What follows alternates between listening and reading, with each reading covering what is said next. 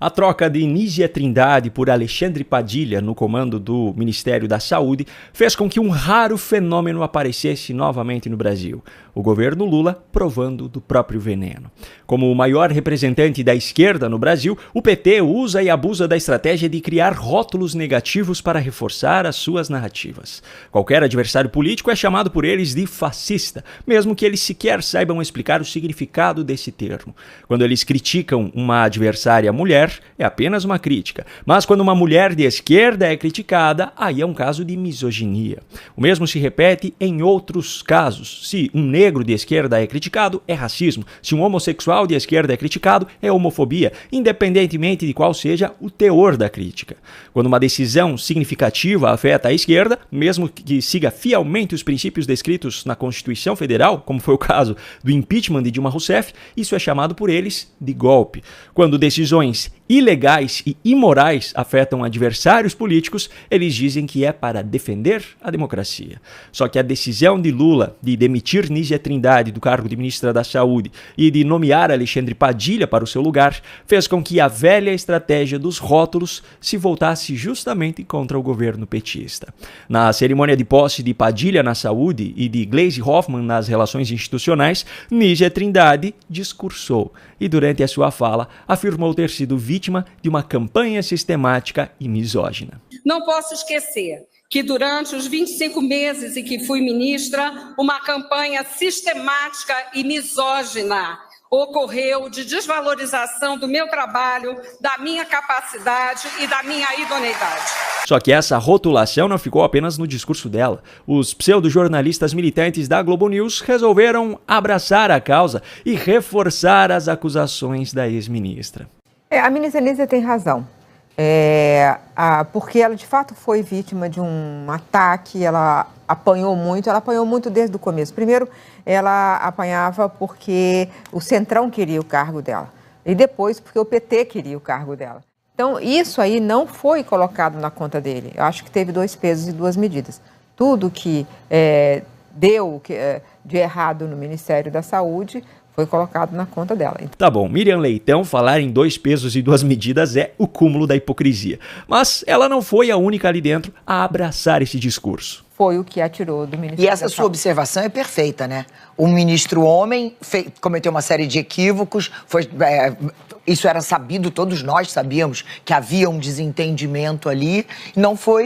Muito pelo contrário, recebeu de presente um outro ministério. Eu acho importante o que a Miriam está falando, porque ontem foi um constrangimento geral durante a fala da ex-ministra Nízia Trindade, né? Quem estava ali na mesa principal ali, participando da posse tanto da Gleisi quanto de Alexandre Padilha, você percebia o constrangimento deles, né? Todo mundo quase que vestindo a carapuça ali, porque claramente você teve um ataque misógino contra a ministra Nízia Trindade. Tudo bem que ela pode não ter dado o retorno que o governo imaginava, né? Acho que por um pouco de timidez, sem habilidade política, não conseguiu deslanchar alguns programas, mas em outros ela conseguiu se dar muito bem, fazer muito bem o seu trabalho. Mas acho que isso não está em julgamento quando você discute o que ela sofreu. E ela foi alvo de um ataque misógino e que o governo poderia ter pedido, vamos parar com isso, vamos acabar com esses ataques a uma ministra mulher. Em nenhum momento houve esse tipo de fala. Só que, como eu costumo falar, esse pessoal da Globo News solta a mão de Lula, mas não abandona a esquerda.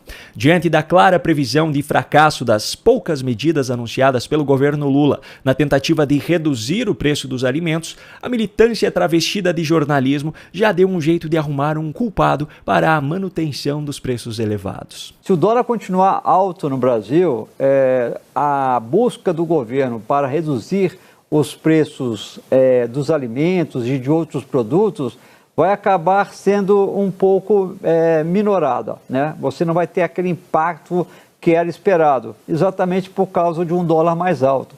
Isso é muito ruim para o Brasil por conta de um efeito que ele não tem controle, que é exatamente esse modo errático de governar de Donald Trump nesse momento. O engraçado é que, há apenas alguns dias, Daniela Lima, dessa mesma Globo News, revelou que Gabriel Galípolo, hoje presidente do Banco Central, avisou Lula ainda no ano passado que anunciar o pacote de corte de gastos junto com a isenção de imposto de renda para quem ganha até 5 mil, que até hoje não passa de uma promessa, faria com que o dólar ultrapassasse a barreira dos R$6.